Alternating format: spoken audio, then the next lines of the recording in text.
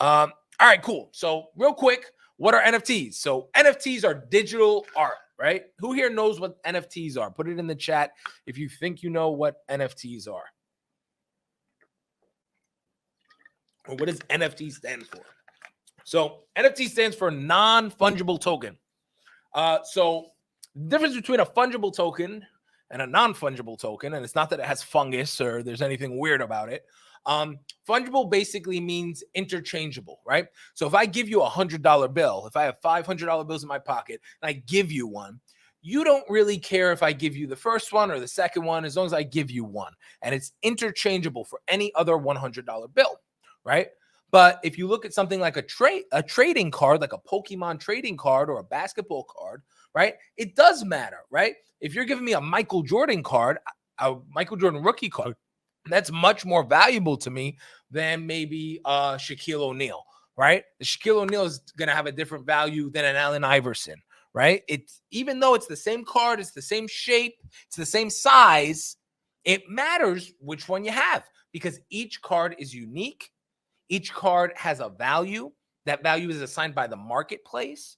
And that's why you've seen with the hyperinflation and with them printing so much money during COVID, you've seen the price of collectibles like trading cards and like real estate and all these different assets are going up. The stock market's going up. Bitcoin is going up. Cryptocurrency assets are going up. And the reason why is people are looking for a way to store their value. People are looking for a way to store their money.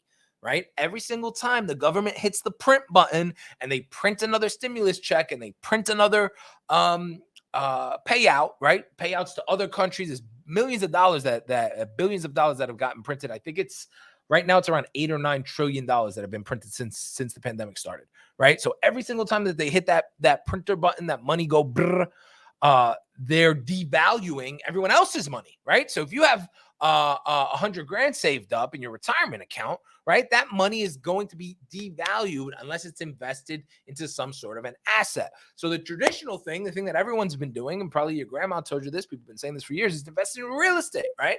But now even with real estate, it's great to own a home. But now if you have an investment property, but your tenants aren't paying you rent, well, then that can create a cash flow problem.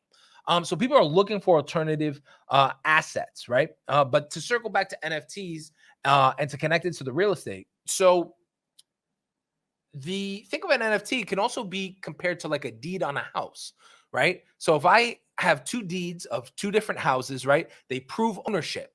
It proves, hey, this deed is attached to this house. And it matters which house it is, right?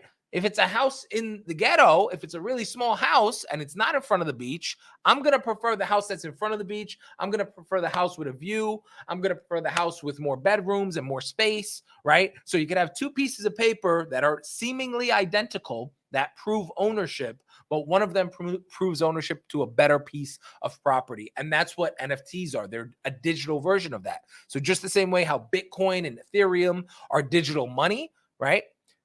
NFTs are digital proofs of ownership. You can almost think of them like a deed to a car or a deed to a house. And let's talk about before I go to the Bored Ape Yacht Club, let's talk about the project that's in the back here. These are the Cryptopunks. So the Cryptopunks are the most famous NFT project that was ever released. And the Cryptopunks came out in 2017. And they were the first. They were given away for free as kind of a test to see if any of this stuff worked. And they kind of came out at possibly the wrong time or maybe the perfect time, depending on who you ask. And at that time, 2017, the market had crashed. The market went to historic all-time highs. And then the following year, historic lows and the market corrected.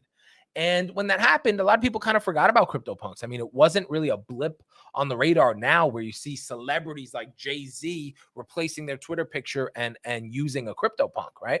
And what ended up happening is you had supply and demand and you had scarcity. So similar to the way a Michael Jordan rookie card is going to be more valuable than maybe Michael Jordan's card 5 or 10 years down the line when he wasn't a rookie anymore. CryptoPunks became the rookie card of being in the crypto space. They became the rookie card of being in the NFT space. It was proof to say, hey, I don't just have any NFT. I have the first NFT. Now, technically, it might not be the first NFT. There were a few projects. People even did NFTs on the Bitcoin network before. But for all intents and purposes, CryptoPunk was the first NFT, and it had that historical and sentimental value similar to how a rookie card would in the sports and collectible industry. So fast forward to 2020 and 2022 and 2021 before we get to 2022. In 2021, we saw CryptoPunks explode. We saw Gary Vaynerchuk very famously brought a bunch of influencers onto a big conference call, onto a big Zoom call, people like Logan Paul, athletes, and he basically, some people say he conspired to create CryptoPunks into this blue chip thing. But I don't think anyone on that call could have predicted what would happen next. CryptoPunks now, they're actually really hard to purchase. You can't even really buy them. There's not that many for sale. And what ended up happening was all these first OGs in crypto, and then OGs in the sports, media, entertainment industry all started purchasing these NFTs and using them as profile pictures. But they're essentially the rookie card. They're the first of NFT projects.